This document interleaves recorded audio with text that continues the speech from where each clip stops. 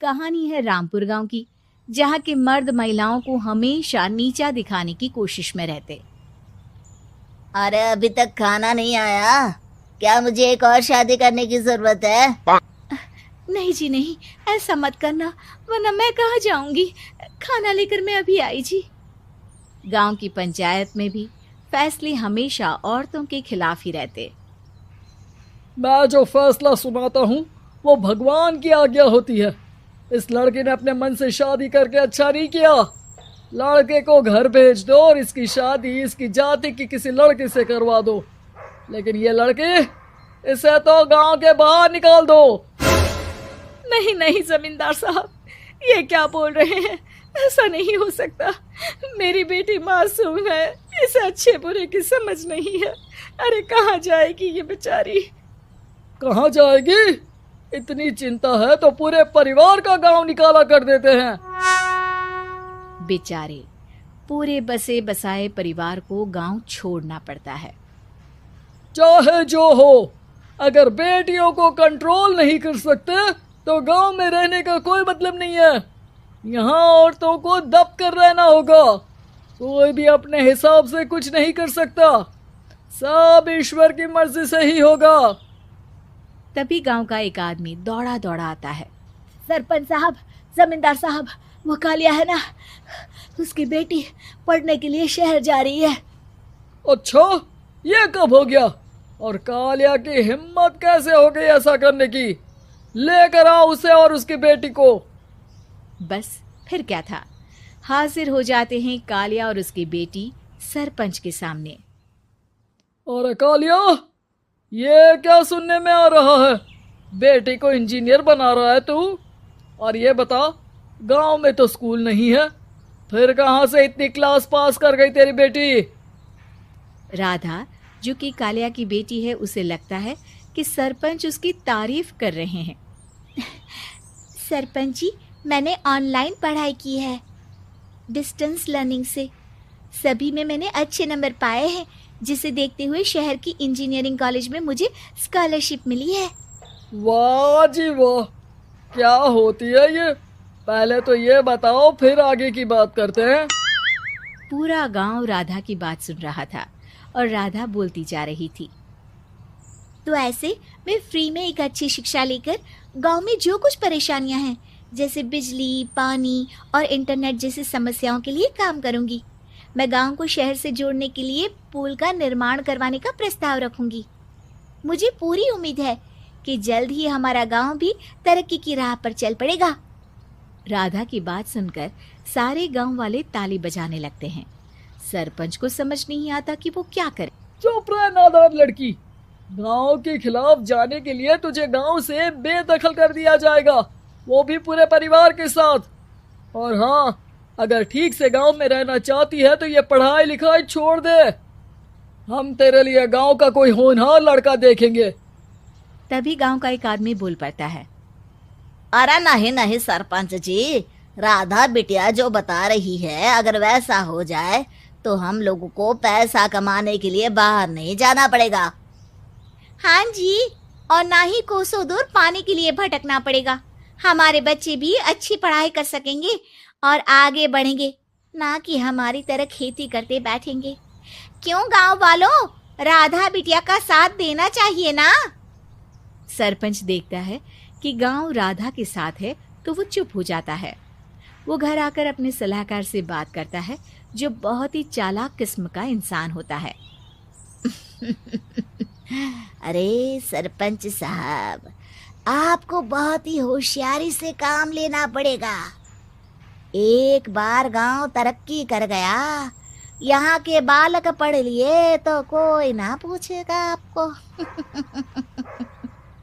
और फिर ये जो बेटा और बेटी है ना आपके, इनको भी आम लोगों की तरह ही जीवन जीना होगा। हाँ, लेकिन करे तो क्या करे? वो ना आप मुझ पर छोड़ दीजिए, बस मैं जैसा बोलूं करते जाइए। अगले रोज सुबह जब गांव वाले सोकर उठते हैं तो राधा के घर के बाहर और साथ ही वो लोग जिन्होंने राधा का सपोर्ट किया था, उनके घर के आगे लाल रंग से कल आऊंगी लिखा होता है। कल आऊंगी, यह क्या होता है? अरे यह तो खून से लिखा है, लगता है कोई भूत प्रेत या चुड़ैल का साया है। चलो सरपंच जी के पास चलते हैं। सभी सरपंच के पास जाकर उसे सारी बात बताते हैं।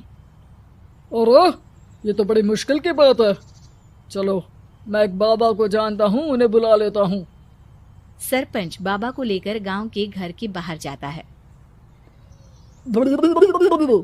ओहो, तो ये वो चुड़ैल है जो उन लोगों को निशाना बनाते हैं जो गांव को बदलने का सपना देखते हैं।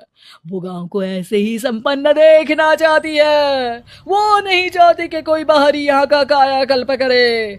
क्या तुम लोगों में से किसी ने गांव को बदलने की सोच रखी है?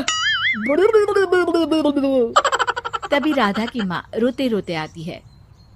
मेरी राधा घर से गायब हो गई है। अरे कोई तो बचाओ, मेरी बच्ची कहाँ गई?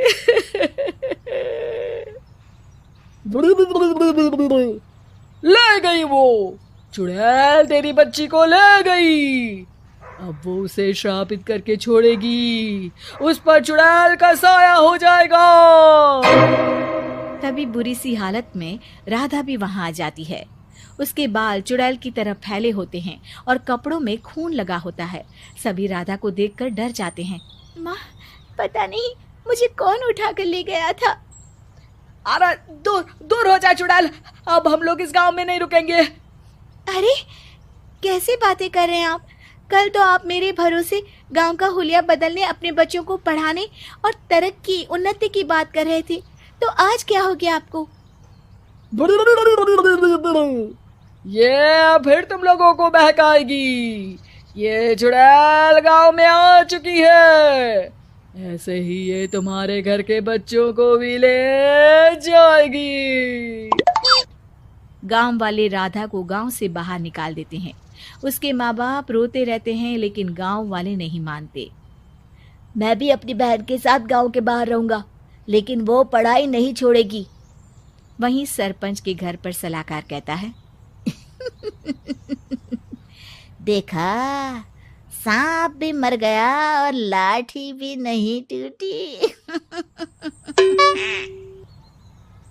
लेकिन अगले ही दिन सरपंच के घर के बाहर भी वही शब्द लिखे होते हैं। और फिर सरपंच की बीवी कहती है, हमारी बेटी को किसी ने अगवा कर लिया है। तभी राधा का भाई वहां आ जाता है। अरे गांव वालों, मैंने सरपंच जी की बेटी को देखा था। वो चुड़ैल उसे उठाकर ले जा रही थी। अरे क्या मजाक कर रहे हो? नहीं नहीं सरपंच जी, आप नहीं जानते। वो चुड़ैल अब आपकी बेटी में आ जाएगी, जैसे राधा के अंदर आ गई थी। तभी सरपंच की बेटी वैसी ही हालत में वहां आती है जैसे राधा आई थी। पापा, पता नहीं कैसे मैं गायब हो गई थी। चुड़ैल, इसके अंदर भी चुड़ैल का साया है, मारो इसे। अरे नहीं नहीं, इसे भी राधा के पास गांव के बाहर ही भेज दो। अरे चुप रहो, मेरी बेटी कहीं नहीं जाएगी और चुड़ैल वुड़ैल कुछ नहीं होता है। अरे कैसे बात कर रहे हो सरपंच जी? आप तो बोल रहे थे कि आपका फैसला भगवान का ज्ञान होता है, तो अपने पर बात आई तो अब आप ऐसे बोल रहे हैं। अरे ना ना ना, आपको अपनी बेटी को त्यागना ही होगा। अरे बुलाओ बाबा को। राधा का भाई बाबा को ले आता है, जिसे अब गांव वालों के डर के कारण सच बोलना पड़ता है। मैं कोई बाबा नहीं हूँ, मैं तो मोची था। ये सलाहकार महोदय ने मुझे कहा था एक्टिंग करने को। अब वो मुझे पैसे देने वाले हैं। अब मुझे माफ कर दो। गलती हो गई, मुझे माफ कर दो। तभी वहां राधा आ जाती है। देखा सरपंच जी, जब गांव के बच्चे साक्षर होंगे तो आप जैसे लोगों की चालाकी नहीं चलेगी।